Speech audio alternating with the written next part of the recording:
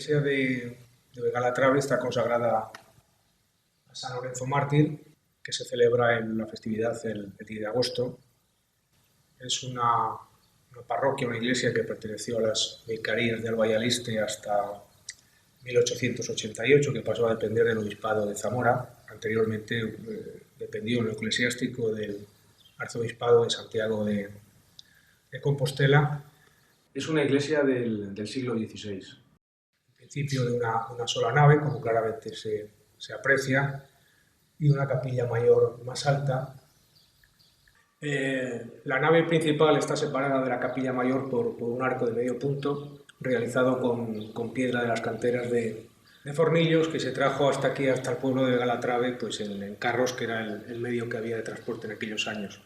Otra característica de las iglesias de las épocas que estamos hablando eran los enterramientos que se hacían dentro de la iglesia. En concreto aquí, en Calatrava, hasta 1840, que se inauguró el cementerio, pues se enterraban aquí. En un principio el piso era de tierra, como se tiene documentado en varias iglesias más o menos por aquí de los pueblos vecinos, hasta que en 1762 se embaldosó con piedra, con pizarra característica de Losacio, como claramente apreciamos en ella. Toda la piedra de cantería de granito procede de las canteras de Fornillos, y el resto de la construcción se hizo pues con piedra local de las canteras que estaban cerca del pueblo. Como pieza más importante de la iglesia tenemos el retablo mayor, que se colocó en 1757. Es un retablo barroco dividido en tres calles. Tuvo un coste de 2.354 reales y tardó pues 3 o 4 días en colocarse en el altar mayor el retablo. Y preside el santo titular de la parroquia, que es San Lorenzo Mártir. A los lados vemos una imagen de un San Sebastián. En la parte de arriba tiene una imagen de San Antonio del siglo XVI. Por último, la imagen de San Blas del siglo XVIII, y a los lados tenemos unas imágenes de San Isidro y de San Antón de época bastante más reciente. Además del retablo central, el retablo del altar mayor, la iglesia tenía otra serie de retablos, entre ellos el retablo del Rosario, que se encontraba aquí en el lado del Evangelio, y que sufrió un incendio a comienzos del siglo XX, provocado por unas velas que alguna vecina dejó encendidas después de haber oído misa.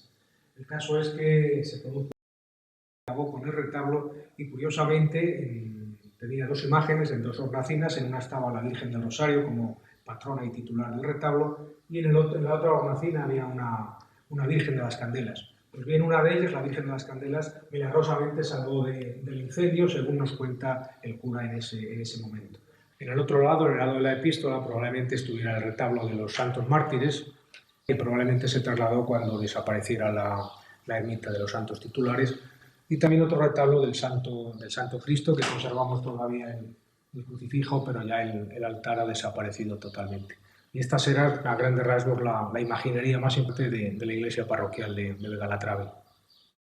Pues pocos años más tarde de colocarse el retablo mayor en la capilla de la iglesia, se doró por Paulino de Isla, que era un dorador del Valle de Meruelo, de Santander, y tuvo un coste dorado de 4.450 reales. Aprovechando la presencia del maestro dorador aquí en el pueblo, se aprovechó también para dorar el retablo, como decíamos, del Rosario, que tuvo un coste de 660 reales. De los mártires valió el dorado 450 reales y el retablo del Santísimo Cristo 136 reales. Ese mismo año, 1797, también se encarnó la imagen de San Blas por un coste de 1.137 reales, siendo cura don Gaspar Fraile. Pieza fundamental era el púlpito, de donde el párroco dirigía el sermón al pueblo. Aquí conservamos el que se construyó en 1769, aunque está mutilado porque le falta la escalera de acceso, y luego arriba también tenía un pequeño sombrero. En la visita que realizó a la parroquia de Calatrava en 1826, don Pedro Tiburcio Guanzo dejó mandado en los libros de fábrica que se elevara la torre, porque era bastante pequeña. 4 años más tarde, y para realizar la obra de la torre, bastante importante, 7.211 reales. En 1830 comienzan las obras de la espadaña, una espadaña de estilo barroco, proyectada y construida por el maestro de cantería don Inocencio Pérez. El coste total, junto con las obras también del caracol de acceso a la torre y del coro, que está actualmente desaparecido, pero que estaba encima de la puerta del hastial, pues ascendió a un poco más de 12.000 reales. Toda la obra de la espadaña se remató con una esbelta veleta. El cementerio viejo se inauguró en 1840 con un coste de unos 470 reales de piedra y de compostura. Este cementerio fue anegado un siglo más tarde, en 1940, por el embalse del Esla, y se tuvo que construir el que actualmente se conserva. En 1841 se fundieron 2 campanas y se hicieron unas nuevas con un coste de 761 reales. En 1858, probablemente por un aumento de población y el quedarse la iglesia pequeña para el número de fieles, se amplía, como claramente se aprecia en su lado sur. Aquí vemos la base de los arcos, sería la antigua pared, y se colocan 3 arcos, 2 de ladrillos a los laterales y uno de madera de fresno en el centro, y también se aprovecha para abrir la entrada principal, que es la que actualmente se mantiene también en la fachada meridional. Pues queda en desuso la entrada que está debajo del hastial de la iglesia, que sería probablemente la entrada primitiva de esta iglesia de San Lorenzo. El coste de las obras ascendió a un total de 2.517 reales.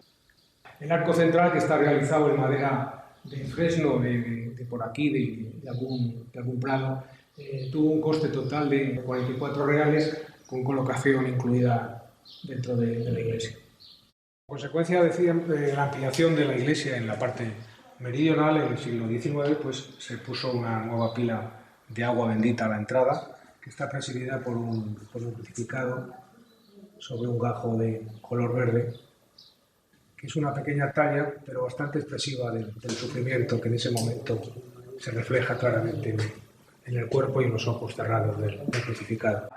Bastante repintada también tenemos una imagen de un crucificado del siglo XVI, perteneciente probablemente a la extinguida Cofradía de la Cruz, y que era la imagen que se utilizaba en la característica procesión de la carrera, que se realizaba hasta la ermita de los mártires, que también se utilizaba como humilladero en la Semana Santa.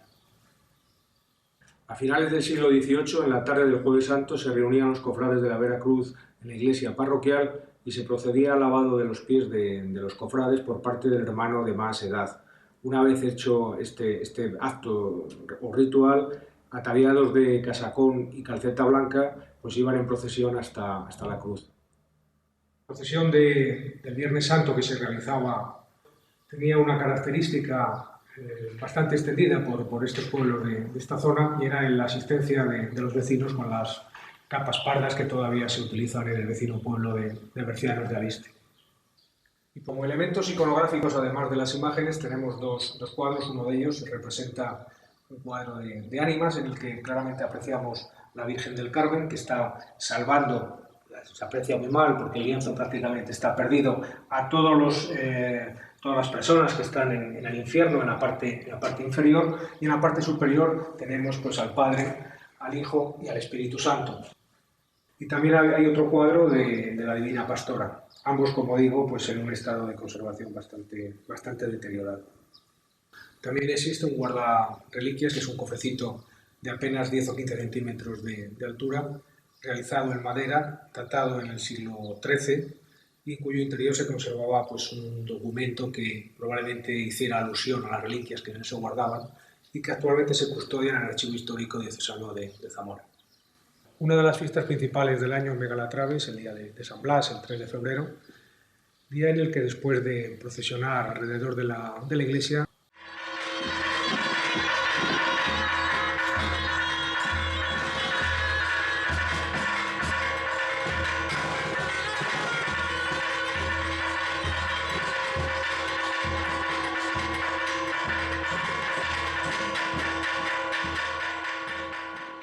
se da a adorar a los fieles la reliquia del santo.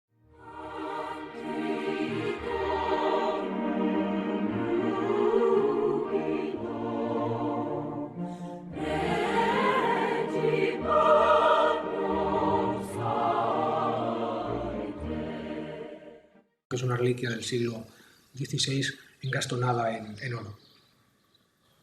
Uno de los elementos fundamentales de toda iglesia parroquial era la pila bautismal.